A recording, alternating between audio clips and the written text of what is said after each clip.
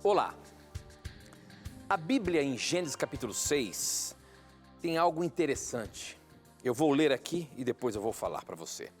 Quando as pessoas começaram a se espalhar pela terra e tiveram filhas, os filhos de Deus viram que essas mulheres eram muito bonitas. Então escolheram as que eles quiseram e casaram com elas. Aí o Senhor Deus disse: não deixarei que os seres humanos vivam para sempre, pois são mortais. De agora em diante, eles não viverão mais do que 120 anos. Havia gigantes na terra naquele tempo. E também depois, quando os filhos de Deus tiveram relações com as filhas dos homens. E estas lhe deram filhos. Esses gigantes foram os heróis dos tempos antigos, homens famosos. Há muitos que acreditam que esses filhos de Deus que se envolveram com as filhas dos homens eram anjos e que nessa relação nasceram os gigantes. Qual a base para essa afirmação? Qual a base bíblica? Apenas esse texto? De fato, em Gênesis 6, os filhos de Deus que se envolveram com as mulheres, as filhas dos homens, eram anjos? Esta e muitas outras questões você vai acompanhar agora, pois está no ar, na mira da verdade.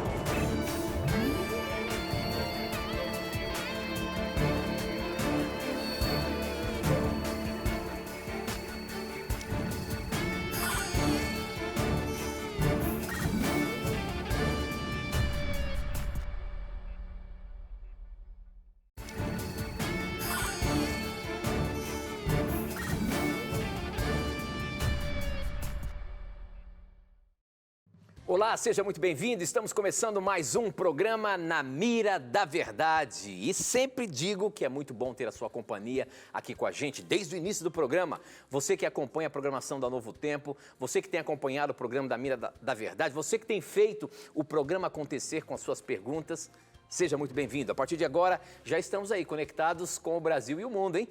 Através da internet, por todos os lugares, esse sinal pode chegar e alcançar muitas pessoas. E aqui no Brasil, através da Novo Tempo, espalhada pelas mais diversas cidades e capitais em canal aberto.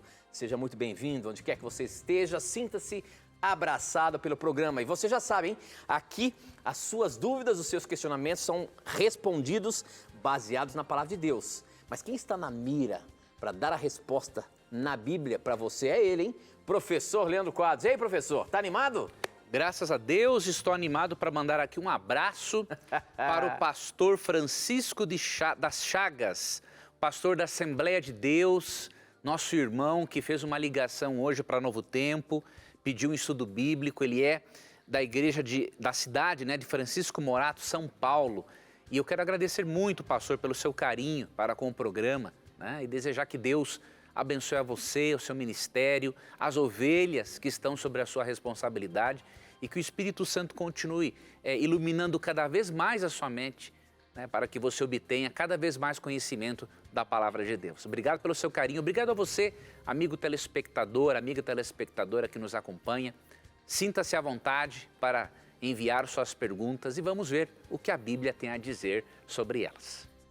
Muito bem, professor, e eu falo para você que você pode mandar a sua pergunta, pode dizer de qual igreja você pertence. Para a gente é um privilégio, podemos juntos conversarmos sobre a palavra de Deus, aprendermos mais do livro sagrado. Seja muito bem-vindo, não tenha preconceitos, pergunte o que você quiser. Nós abrimos o programa falando de um tema que muitos evangélicos creem que o texto de Gênesis 6, quando diz que as filhas dos homens se envolveram com os filhos de Deus, esses filhos de Deus eram anjos que desceram e se envolveram com essas mulheres. Professor Leandro Quadros, será que se nós pegarmos esse texto aqui, já está claro que esses filhos de Deus são anjos que se envolveram com mulheres, professor? Nós temos duas razões para não crermos nessa interpretação. Existe uma razão natural e uma razão contextual. Qual é a razão natural? A razão natural está em Mateus 22:30. Os anjos não têm uma natureza sexuada. Então eles não podem manter relações sexuais com seres humanos. Quando Jesus falou sobre, refutando os saduceus, não é, de que não criam na ressurreição, em Mateus 22:30, Cristo disse assim, ó, porque na ressurreição nem casam, nem se dão em casamento, são, porém, como os anjos do céu. Então, os anjos são seres de uma ordem espiritual superior e são assexuados. Então, se os anjos não podem se casar e nem se dar em casamento, eles não podem fazer sexo. Então, é óbvio, essa é uma razão natural para nós rejeitarmos essa interpretação de que os filhos de Deus, em Gênesis 6:2, são anjos que se envolveram sexualmente com mulheres. Então, essa é a razão natural. Razão contextual. Quando vamos para o contexto de Gênesis, nós percebemos algumas coisas interessantes. Que há um contraste aqui, não entre anjos e seres humanos. Há um contraste entre as descendentes ímpias de Caim e os descendentes justos de Sete. E além disso, o castigo pela corrupção, aqui em Gênesis 6, é pela corrupção do gênero humano e não pela corrupção dos anjos. Então vamos avaliar essa razão contextual juntamente com essa natural para você ver que essa interpretação é furada, tá? Então veja, primeiramente, aqui no capítulo 4, versículo 23, nós vamos ver como que eram os descendentes de Caim e no verso 26 como eram os descendentes de Sete. Aí você vai entender o porquê que houve essa corrupção. E aí você vai entender quem são os filhos de Deus e quem são as filhas dos homens. No verso 23 diz assim, ó, e disse Lameque às suas esposas, Adá e Zilá, ouvi-me, vós mulheres de Lameque, escutai o que passo a dizer-vos. Matei um homem porque ele me feriu e um rapaz porque me pisou. Veja a maldade desse cara. Esse camarada chamado Lameque, ele era um descendente de Caim. E ele, inclusive, está se gabando diante das esposas dele de que ele matou um rapaz só porque pisou nele. Então o cara era mau mesmo. Aí você vai para o verso 26 e há um contraste com outro tipo de descendência. Esse primeiro aqui é um descendente de Caim. E olha o verso 26, ó. A Sete nasceu-lhe também um filho, ao qual pôs o nome de Enos. Daí se começou a invocar o nome do Senhor. Ou seja, até o nascimento de Enos não se falava mais em Deus. Então, contextualmente, os filhos de Deus, de acordo com a maioria, não todos, mas de acordo com a maioria dos intérpretes, os filhos de Deus são os descendentes justos de Sete, e Enos, o seu filho, e as filhas dos homens são as descendentes ímpias de Caim. Então foi esta união, esse jugo desigual entre pessoas ímpias e pessoas de Deus que ocasionou a corrupção do gênero humano e que trouxe o dilúvio, tá? E aí você vê no próprio contexto, olha que interessante. No versículo 3, ó, você vê que os anjos não estão no contexto. Diz assim, ó, então disse o Senhor, o meu espírito não agirá para sempre no homem, ou seja, no ser humano, pois este é carnal, e os seus dias serão 120 anos. E aí você vai para o verso 5, olha que mais uma vez os anjos não estão em questão, ó.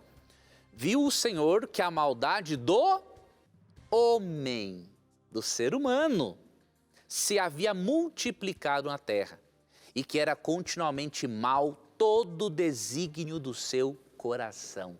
Então, os anjos não fazem parte do contexto. Aí você pode perguntar, por que gigantes então? Veja, a palavra gigantes aqui, de acordo com certos intérpretes, não se refere necessariamente à estatura. tá? Porque, na verdade, todas as pessoas naquele período eram grandes. A palavra gigantes, de acordo com alguns intérpretes, ela significa aqui valentes, ou seja, valentes guerreiros.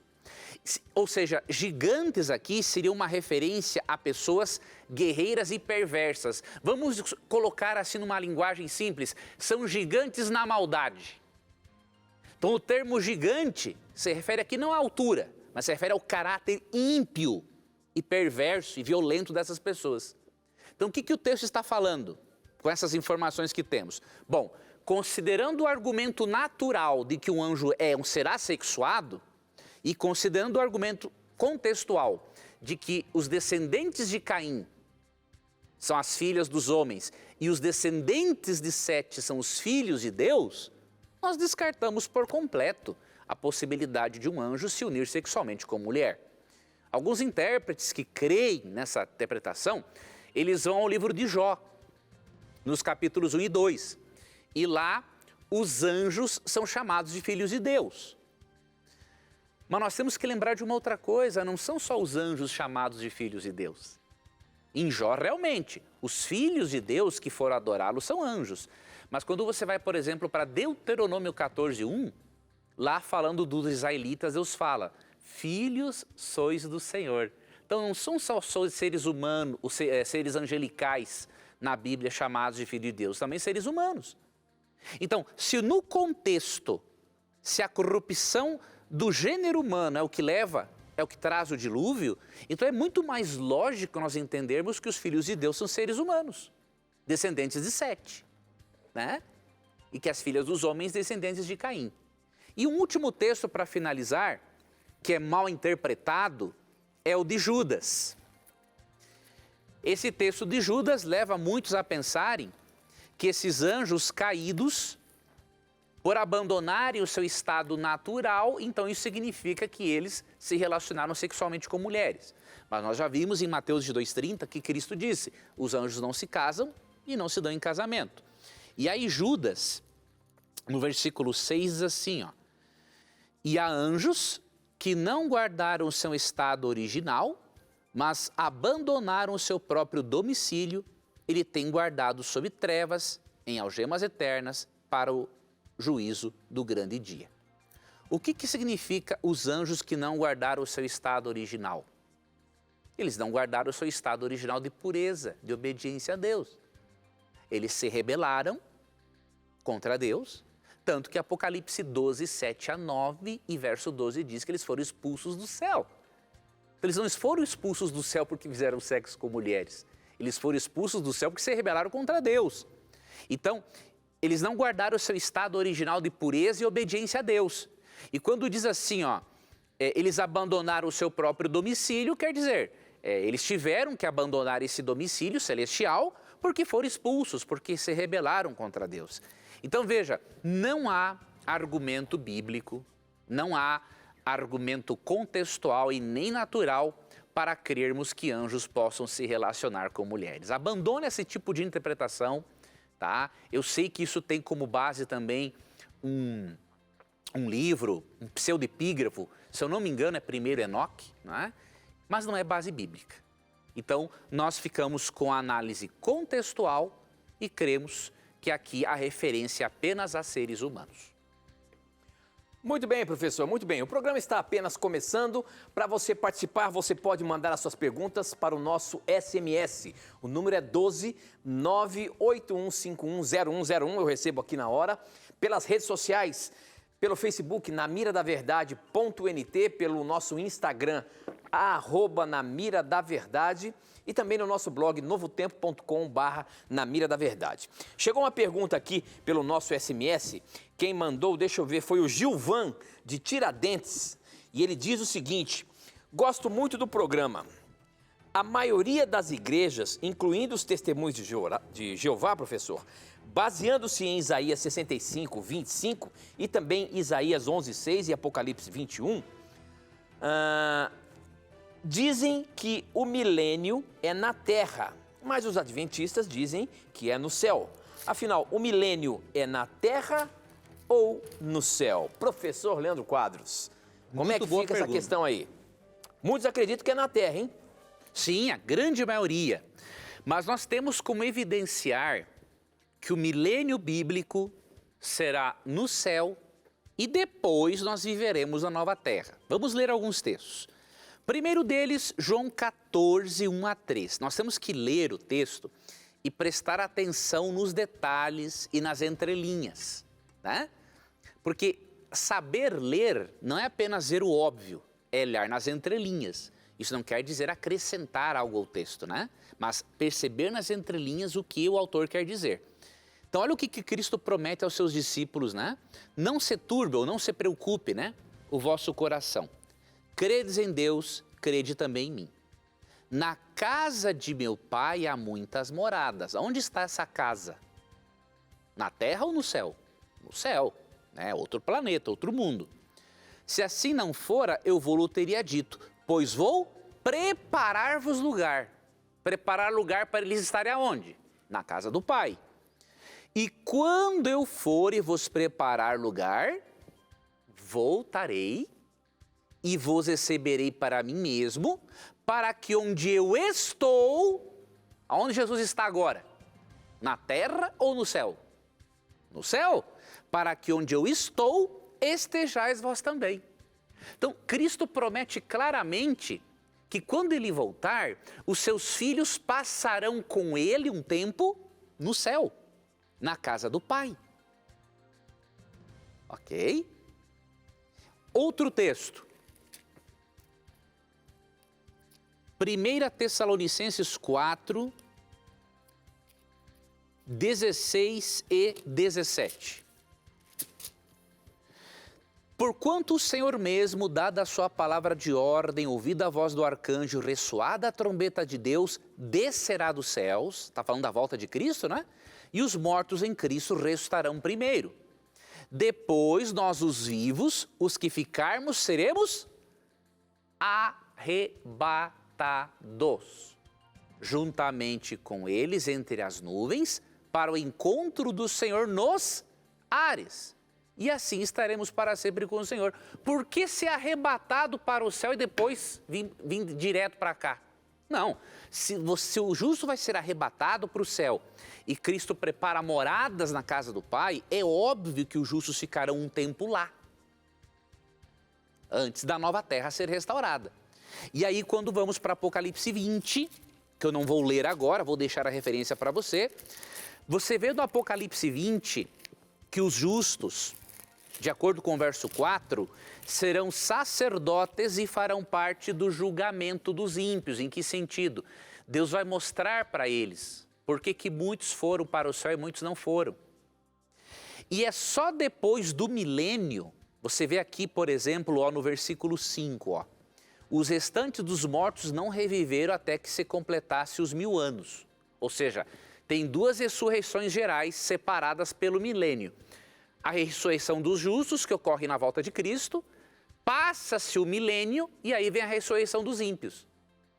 Quando vem a ressurreição dos ímpios, o que acontece? Ó? Dos versos 7 a 10, é dito que Satanás engana esses ímpios para tentarem tomarem a cidade santa. E aí o capítulo 21 diz assim, ó, depois que Deus castiga no lago de fogo e destrói os ímpios, o que acontece? Vi novo céu e nova terra, pois o primeiro céu e a primeira terra passaram e o mar já não existe. Vi também a cidade santa, a nova Jerusalém, que descia do céu. Então, se a cidade santa vai descer do céu e os justos estarão lá, aonde que vai ser o milênio? Óbvio, no céu. Descia da parte de Deus ataviada como noiva adornada para seu esposo. Então é depois do milênio que Deus restaura o planeta Terra com a descida da cidade santa. Leia também 2 Pedro 3, 10 a 13, você vai perceber isso. Tem a volta de Jesus e só depois da volta de Jesus e depois desses acontecimentos aqui de Apocalipse 20 e 21 que ocorre a restauração do planeta Terra. Então, esses textos citados estão certos, falam da nova Terra. Só que os nossos irmãos acabam colocando eles no tempo errado.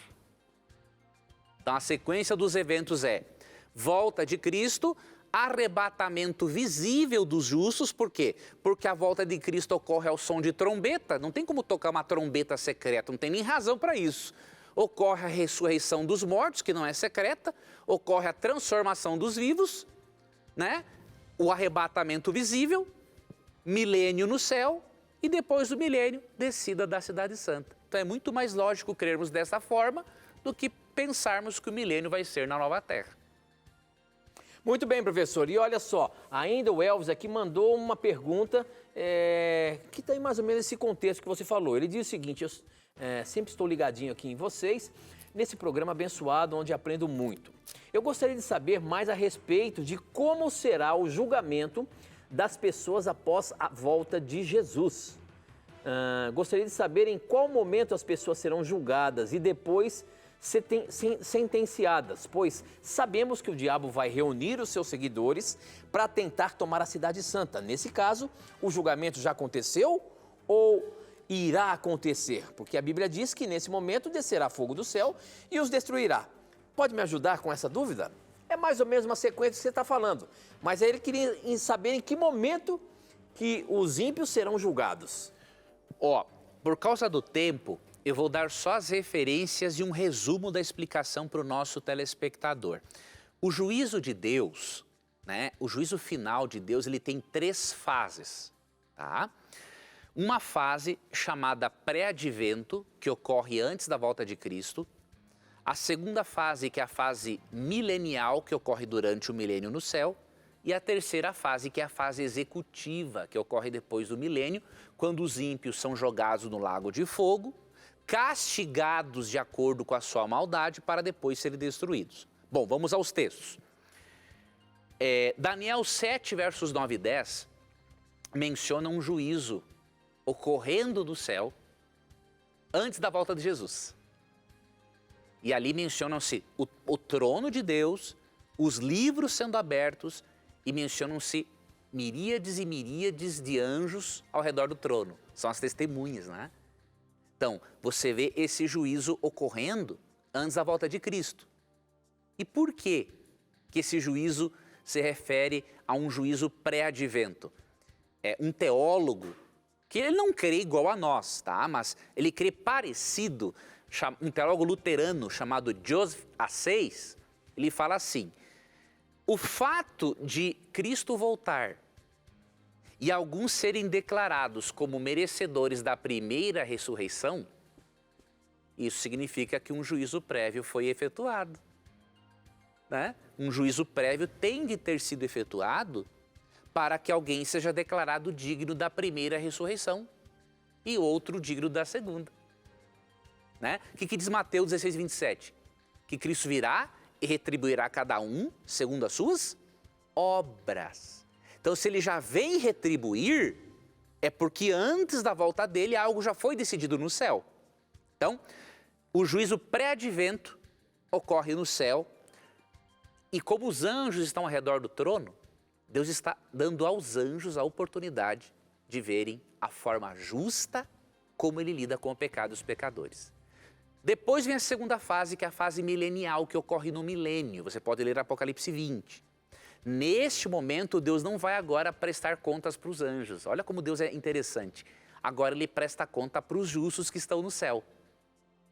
Ele mostra para os justos todas as oportunidades que ele deu para todas as pessoas. E por que alguns que eles pensavam que estariam no céu não vão estar.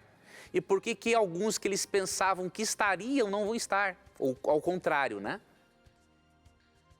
Aí depois que Deus presta contas, que ele demonstra sua justiça para os anjos, para os justos, aí depois do milênio, como você vê ali Apocalipse 20, verso 7 a 10, aí vem o castigo, vem a fase executiva. Deus joga os ímpios no lago de fogo, cada um será castigado proporcionalmente à sua impiedade. O que isso significa? Nem todos queimarão como palha, tá? Alguns ímpios ficarão mais tempo no lago de fogo do que outros. Você pode ler sobre isso, sobre os graus de castigo em Mateus 11, 20 a 24 e em Lucas 12, 47 e 48. Depois desse castigo, aí ocorre a aniquilação, como diz Malaquias 4, 1 a 3, Salmo 37, 20, Romanos 16, 20. Né? Então, em resumo, é isso.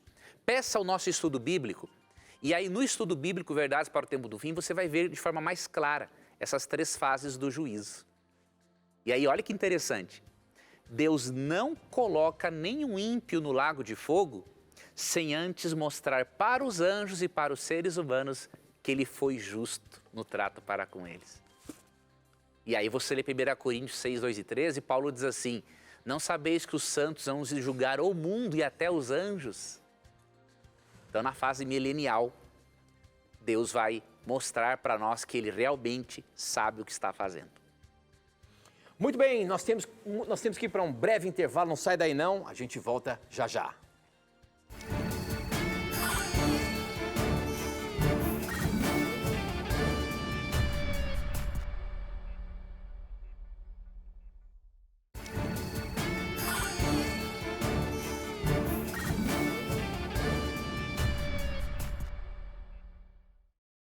Já estamos de volta ao vivo, é muito bom ter a sua companhia e as perguntas não param de chegar. Para você participar, mande a sua pergunta pelo nosso SMS, o número é 12 98151 0101. E você pode também participar mandando perguntas pelas nossas redes sociais, pelo Facebook, namiradaverdade.nt, pelo nosso Instagram, @namiradaverdade e ainda no nosso blog, novotempo.com/namiradaverdade. Quero chamar o nosso câmera aí que vem aqui pertinho de mim, eu quero mostrar para você como que você faz para pedir o curso bíblico que o professor falou agora no bloco passado, o Verdades para o Tempo do Fim. Se você quiser, pode trazer a câmera aqui, eu queria mostrar direto do computador como é que a pessoa vai fazer para ela pedir o curso bíblico. Você pode entrar agora no nosso blog, eu vou mostrar aqui, ó. Esse aqui é o blog novotempo.com/namiradaverdade. Você entra lá, você vai ver, vamos ver se a gente consegue mostrar aqui para você, ó. Esse aqui é o blog, tá? novotempo.com/namiradaverdade. Você vai descer e você vai ver aqui logo abaixo, ó. Olha o curso bíblico aqui, ó. Verdades para o Tempo do Fim.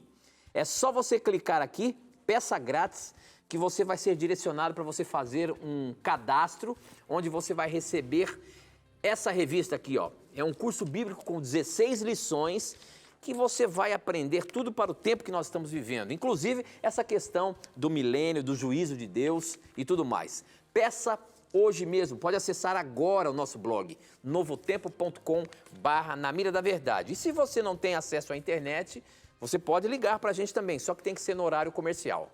0 operadora 12 21 27 3121.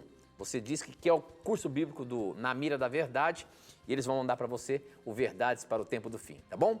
Peça hoje mesmo, é totalmente gratuito. Muito bem, essa aqui chegou pelo nosso SMS, deixa eu ver se tem o nome da pessoa aqui. É o Paulo Rodrigues, ele é de Vila Andrade, lá em São Paulo, e ele pergunta o seguinte. Em Gênesis 22:2, em alusão a Jeremias 47:12, professor, os frutos da árvore da vida serão de 12 tipos diferentes. Qual a função de cada tipo? Não haveria fome porque precisaremos comer esses frutos constantemente. O que acontece se pararmos de comê-lo lá no céu? Teremos fome ou não teremos mais a imortalidade, como no Éden? E aí, professor, a Bíblia fala de 12 frutos nessa árvore da vida no céu, é isso mesmo? A palavra, o número 12 ali, né, tem uma referência à plenitude, né? O número 12 tem os 12 apóstolos, né? A cidade santa tem 12 fundamentos, então não quer dizer que é 12 no sentido literal, porque não teria fruto da árvore da vida suficiente para todas as pessoas, né?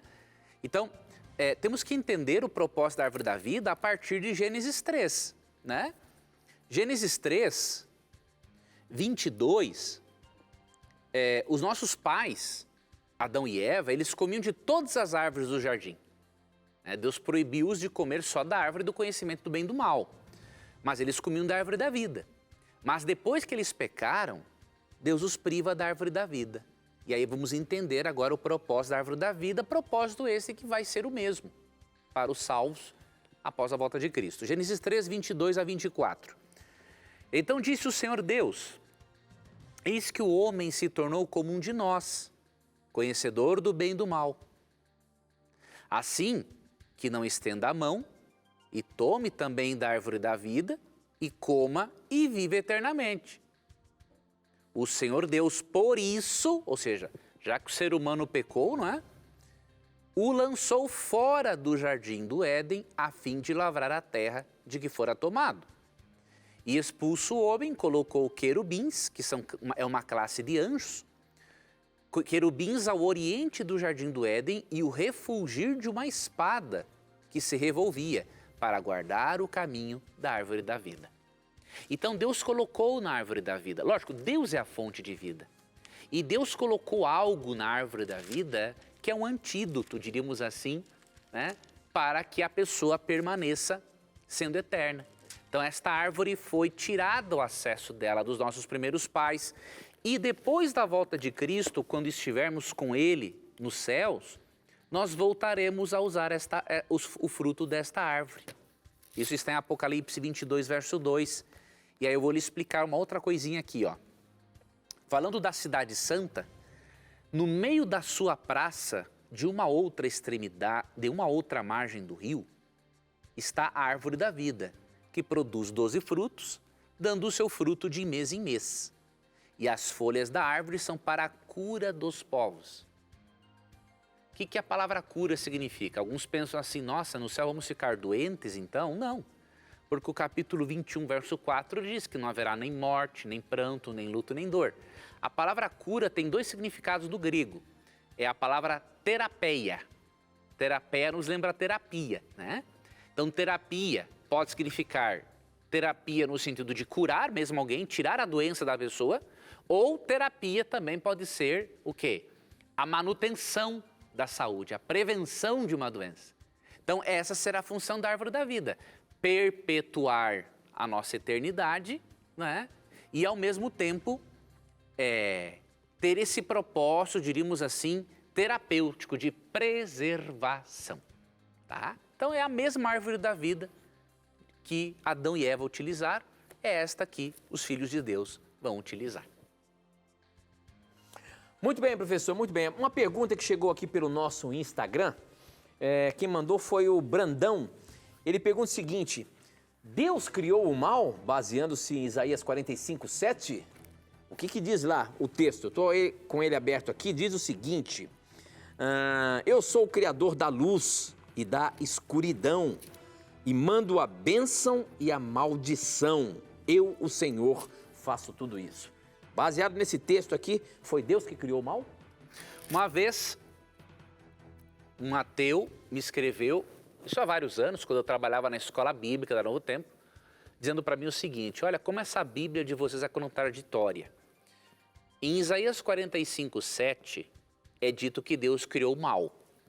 Já em Tiago 1,13, é dito que Deus não pode ser tentado pelo mal e ao mal a ninguém tenta. Ele me perguntou assim, como é que você crê num livro desse?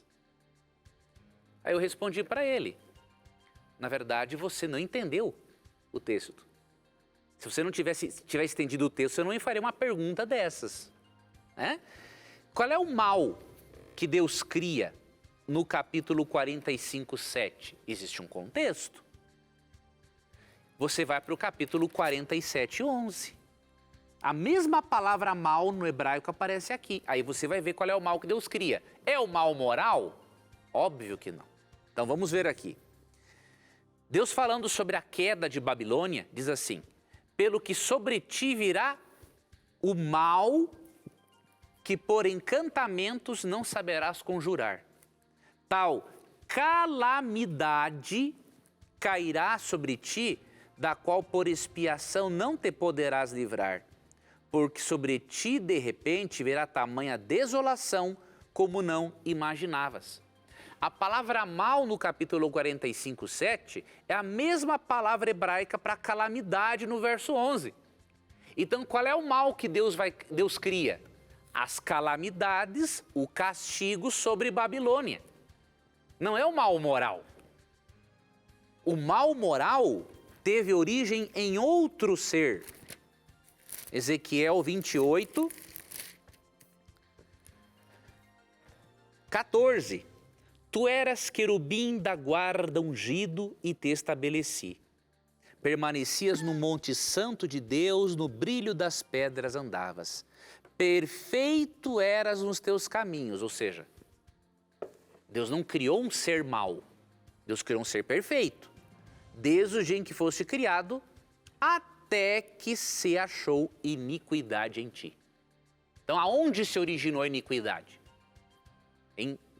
Num querubim, que hoje conhecemos como Satanás, diabo e que era Lúcifer. Tá? Lembre-se também de 1 João 5. Deus é luz e nele não há treva nenhuma. Então Deus não é o criador do mal moral, apenas das calamidades, tragédias que viriam sobre Babilônia. Muito bem, temos mais um intervalo para fazer aqui, mas aproveite aí, formula sua pergunta, manda pra gente, a gente já volta.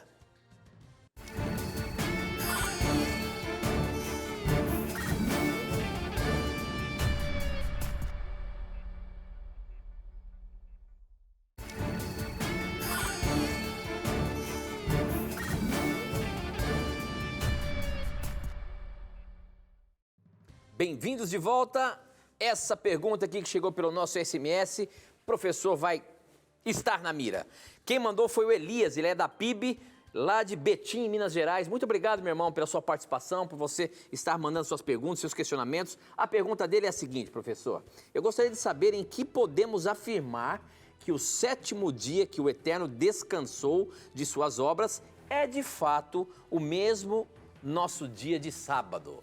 Como é que a gente pode garantir que o sétimo dia lá da criação continua sendo sábado hoje, professor? Boa pergunta do nosso irmão da Primeira Igreja Batista de Betim, não é? Isso. Betim, Minas Gerais, lá pertinho de Belo Horizonte.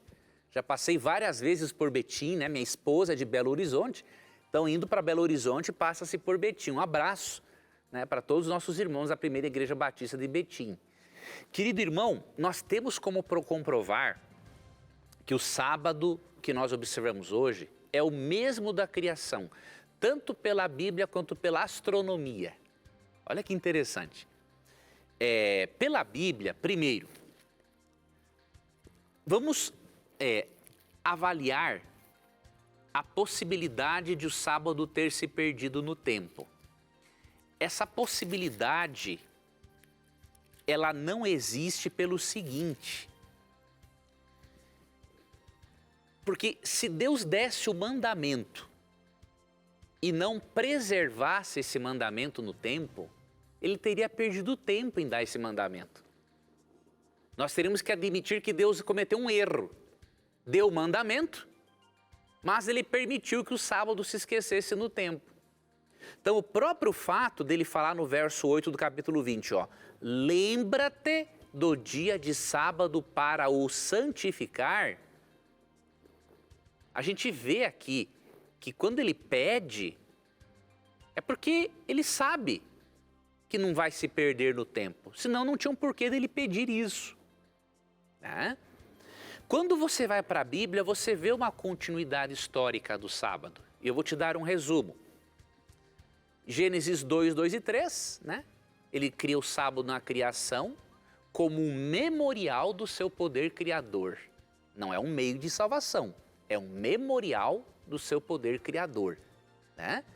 Aí passam-se séculos, Deus dá o mandamento em Êxodo 20. Você vai para Neemias 13, ele restaura a observância do sábado. Você vai para Isaías 56, verso 2 e 58, 13 e 14, e Deus está chamando o povo a parar de transgredir o sábado. Você vai para Jeremias 17, 27, e Deus avisa de novo que eles estão errando. Aí você vai para o Novo Testamento, tá? Alguns milênios depois. Você vai para o Novo Testamento e você vê em Lucas 4,16 Cristo indo à sinagoga aos sábados. Aí você pode dizer, não, ele ia porque era judeu. Não, porque ali tem uma expressão, ó, segundo o seu costume. Ou seja, quer dizer que isso era parte do estilo de vida de Cristo. Aí você vai em Mateus 24, 20, Cristo não está falando ali da guarda do sábado, tá? Mas ele nos dá uma luz. Ele fala assim, ó, orai para que a vossa fuga não aconteça no inverno e nem no sábado. Por quê? Porque fugir dos romanos quando eles invadissem Jerusalém no inverno e no sábado, seria mais difícil. E quando que os romanos invadiram Jerusalém? No ano 70 depois de Cristo, ou seja, no ano 70 depois de Cristo, o sábado continuava em vigor e continuava sendo conhecido como sábado, não tinha se perdido no tempo.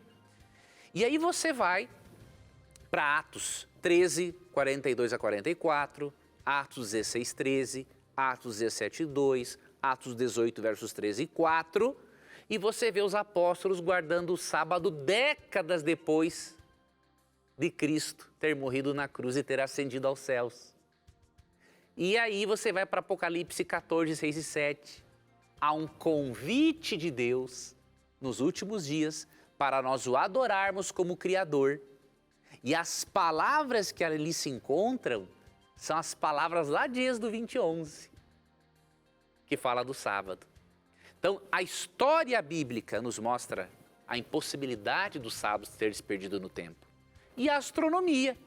A astronomia, com o seu registro, né, tanto científico quanto histórico, de todos os documentos, de todas as mudanças de calendário que existiu na humanidade, nenhum astrônomo vai dizer para você que o sábado de hoje é diferente do sábado de eras atrás.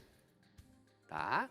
Então, tira da sua mente essa ideia do sábado ter se perdido no tempo, porque ela realmente não tem base bíblica, histórica e nem na própria astronomia.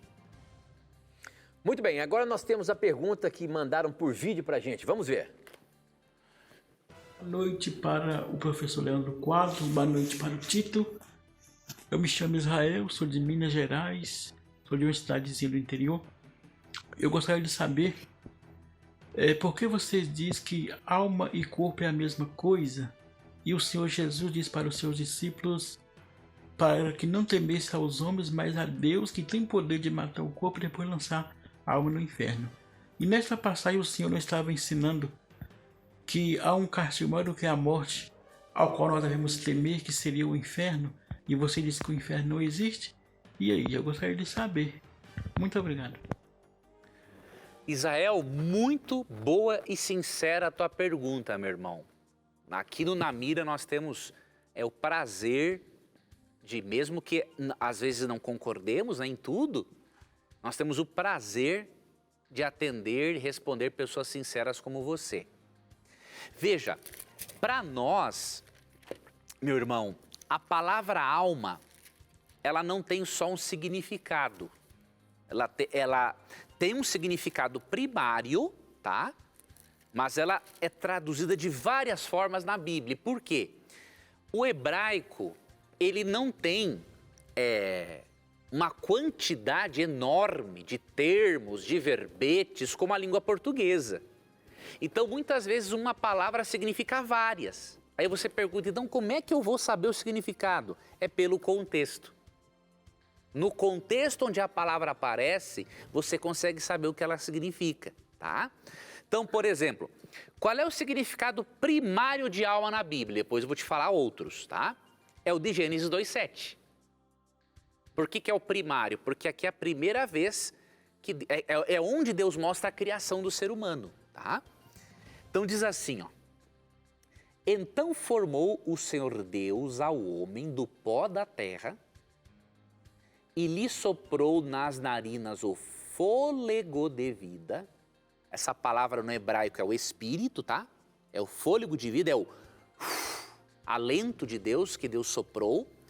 E o homem passou a ser alma vivente.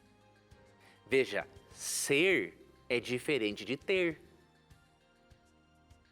A Bíblia diz que o ser humano é ou que o ser humano tem uma alma?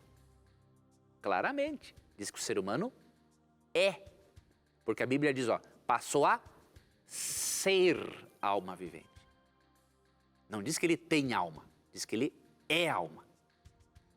Então, o sentido primário de alma é pessoa viva. E não só pessoa viva, tá?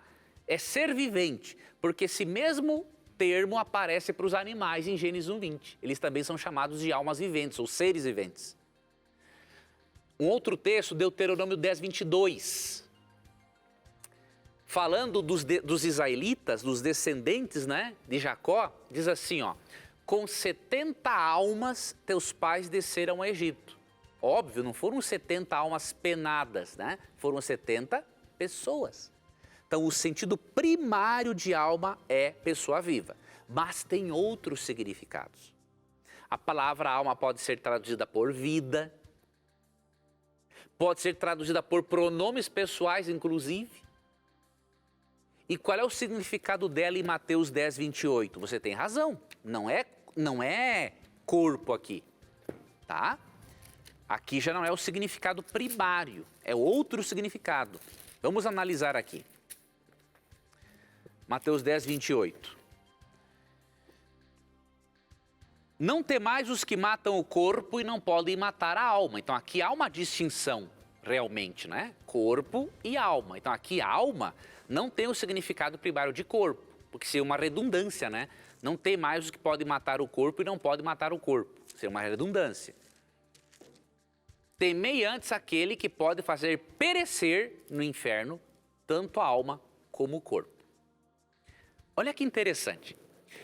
A palavra alma aqui no verso 28 é psique, é a mesma palavra do verso 39. Só que aqui tem um detalhe que me deixa meio pensativo. Por que os tradutores traduziram psique por alma no verso 28, mas não no verso 39? Agora você vai entender, ó. Quem acha a sua vida, aqui é psique. Quem acha a sua alma, perdê-la-á. Quem todavia perde a alma ou vida por minha causa, achá-la-á. Então por que eles não colocaram alma no verso 39? Porque tem um problema. Quer dizer então que eu posso perder a minha alma por causa de Jesus? Mas o certo é que se a palavra vida está no verso 39, ela tinha que estar também no verso 28. Então o que Cristo está dizendo no verso 28? Ele está dizendo o seguinte, ó. Não temam os que matam a alma, ou seja, os que podem tirar a vida de vocês. Né? A vida eterna, não temam os que matam o corpo, perdão, mas não podem tirar a alma, a vida eterna de vocês.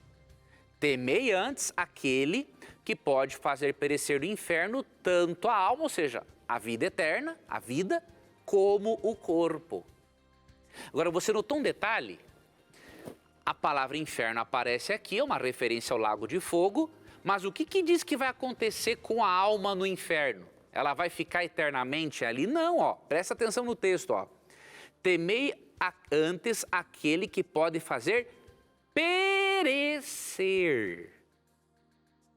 no inferno tanto a alma como o corpo. Ou seja, tanto a possibilidade de vida eterna, ou seja, a alma quanto o corpo, vão perecer no inferno.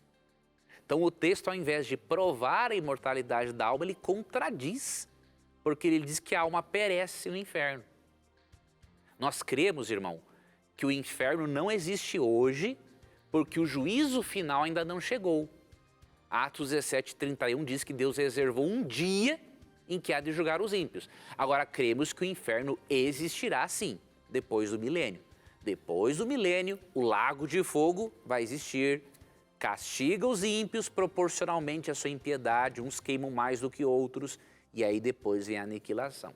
Mas presta atenção nesse verso, querido, que diz que tanto a alma quanto o corpo perecem.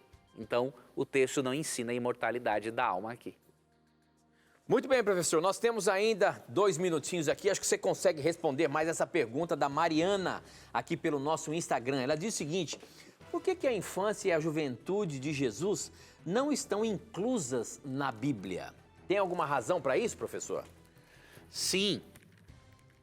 Veja, a Bíblia menciona pouco sobre a infância de Jesus, mas o pouco que ela menciona já é suficiente para nós sabermos que ele não pecou na infância e nem na adolescência, como alguns às vezes conjecturam. Ó.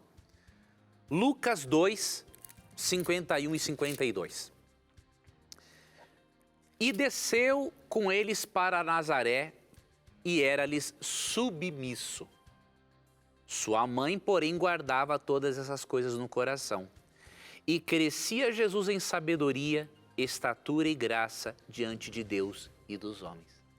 Então, olha a informação preciosa que temos. Que Jesus respeitava os pais, era submisso à sua mãe, e que ele crescia em sabedoria, estatura e graça diante de Deus e dos homens. Isso aqui já é suficiente. Por quê? Porque o propósito da Bíblia não é falar de Jesus como criança, é falar do Jesus divino humano como Salvador. O próprio apóstolo João diz uma coisa interessante, que se fosse escrito na Bíblia tudo que existe sobre Jesus, olha o que ele diz aqui, ó, no versículo João 21, versículo 25. Há, porém, muitas outras lições que Jesus fez, coisas que Jesus fez. Se todas elas fossem relatadas uma por uma, creio eu que nem mesmo no mundo inteiro caberiam os livros que seriam escritos. Então, se os milagres dele foram demais para serem relatados na Bíblia, imagine a vida dele toda. Então, Deus colocou aquilo que é importante para a nossa salvação. Professor, com essa nós encerramos o programa e a gente se encontra semana que vem, se Deus quiser. Certo, Tito, obrigado por trazer as perguntas dos nossos amigos e lembre, amigo telespectador e amiga telespectadora, sempre que você tiver a coragem de perguntar, a Bíblia terá a coragem de lhe responder. E aqui você sabe, as suas perguntas sempre estarão na mira da verdade. Até o nosso próximo encontro. Tchau.